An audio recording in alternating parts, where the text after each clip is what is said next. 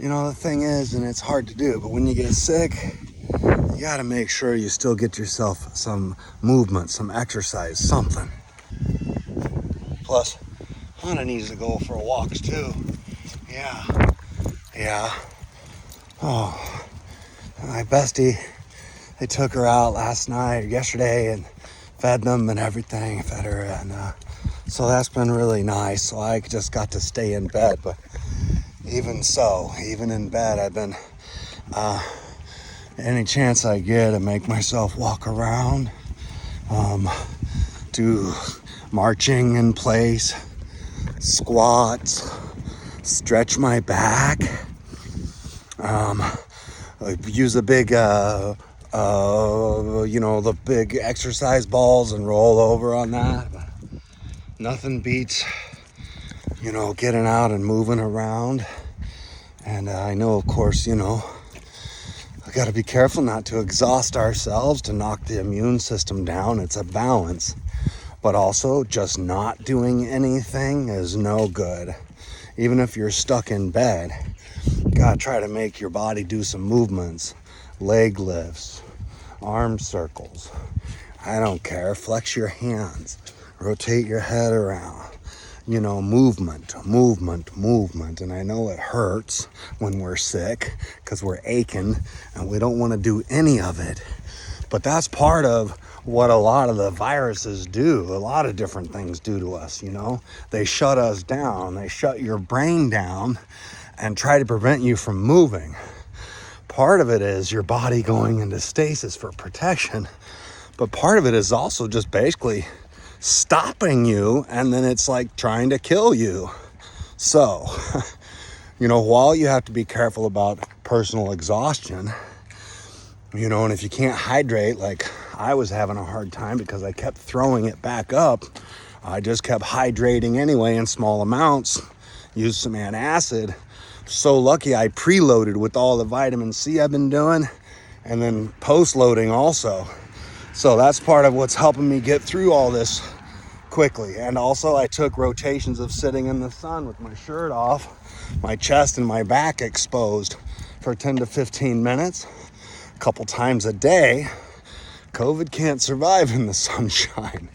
And I think that's why I'm getting over this faster also. It's a mix of all these things, plus being close to a window with light while you're recovering.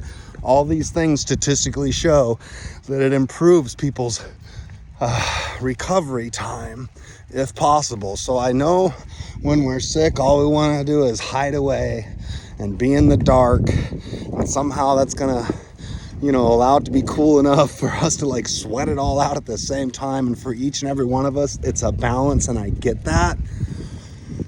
But I'm telling you, I try to go against the things that my foggy brain is telling me, telling me not to move, telling me to lay down and die, telling me to, just let the depression take over because I'm sick and I have a virus that kills people.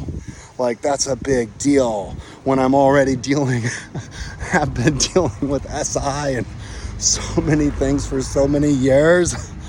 Oh, I don't want to die, So I feel incredibly grateful. It's going to happen one way or the other sooner or later. But here we are. We're making it. And I've gotten a lot of water in today and held it down. I ate some veggie pot stickers, and that was very good on the system. And it's been a couple of hours and I haven't thrown it up. Oh, one of the things that was hard for me was not allowing Hana close to my face, or to get too close to me regularly to care for me, because she was so worried about me. So she was sleeping above my head, on the blanket, or on another pillow next to me in the bed, or directly under the bed, or on the pad next to me out in the garage, because I was just moving all over the place, the chair, the floor, the bed, sitting outside in the sun, just doing anything and everything to try to get some relief, because I couldn't even swallow or keep down like severe cold syrup medicine to keep me from coughing, or to kill like some of the pain, so I just had to like endure it. I just had to go through it, just had to experience it.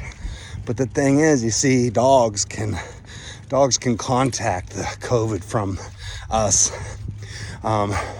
Luckily, their mortality rate is very, very, very low, and they tend to recover pretty quickly. But things to watch out for are things like lethargy. Excuse me. Yeah, I'm still getting it out of the system, And let's cross, Hana. Let's cross. So she's been laying out in the sun on her own on the deck, on her own choice, because she knows what she needs to do. She has been resting a lot also, but no vomit, no diarrhea, and she still has a good appetite and still drinking plenty of water. Although I did notice that this last day or so, her nose has been a lot wetter. So she's had that kind of, dew like I'm getting right now, which is part of dealing with this stuff. So, yeah, so she seems to be doing great, and I'm feeling pretty good. And the fever seemed to break last night. And the advice nurse that my friend talked to said, 24 hours after fever breaks, go back in public by today's rules. But I'm actually following the other different rules of I'm gonna stay quarantined a little bit longer, except for out, walking in the sun. This is good. I can definitely tell how it has actually affected my respiratory. I just couldn't tell when all I was doing was just short, gentle panting in bed and crying a lot. Well, like I said, Hana was there with me the whole time. I just had to make sure not to let her kiss my face, or lick my snot, come in and comfort me all close up in here, because I didn't want her to get COVID. I was so freaked out and worried, about her more than anything, and about my friends. I was so worried about them too. I'm so relieved they're okay. I take this stuff seriously. Okay.